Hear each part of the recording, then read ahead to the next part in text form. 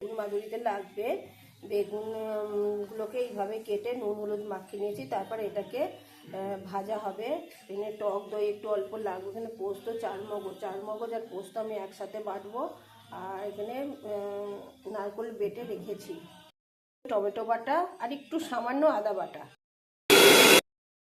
কড়াইতে আমি সাদা তেল নিয়েছি। এবার বেগুনগুলো আমি আস্তে আস্তে ভেজে নেব।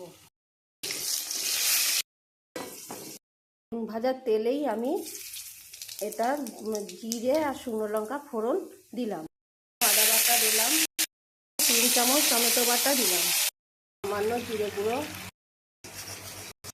হলুদ গুঁড়ো, তেল বাটাটা 2 থেকে 3 চামচ মতন দেব।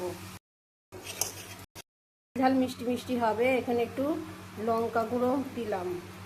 এইভাবে নেড়ে যাব। একটু ধনে পাতা কুচিও দিয়ে দেব। চারমগজ পোস্ত আর এতে টক দই 1 চামচ মতন দিয়ে বাটা ছিল, সেটা এতে দিয়ে দেব। দিয়ে এটা এবার এইভাবে নেড়ে নেব।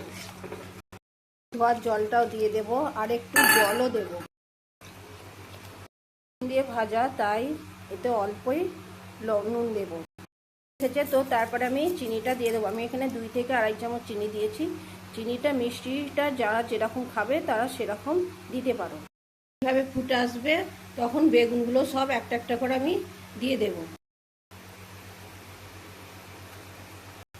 হয়ে গেছে। দেওয়ার পর আমি 5 মিনিট একটু চাপা দিয়ে স্টিম কমিয়ে দিয়ে রাখবো। মিনিট পর স্টিমটা একটু জল দিয়ে বেগুনগুলোকে উল্টে পাল্টে দিয়ে একটু কমিয়ে দেব। আর আমি এখানে মশলা দিয়ে পাতা কুচি দিয়ে 2 মিনিট চাপা দিয়ে রাখবো বন্ধ করে।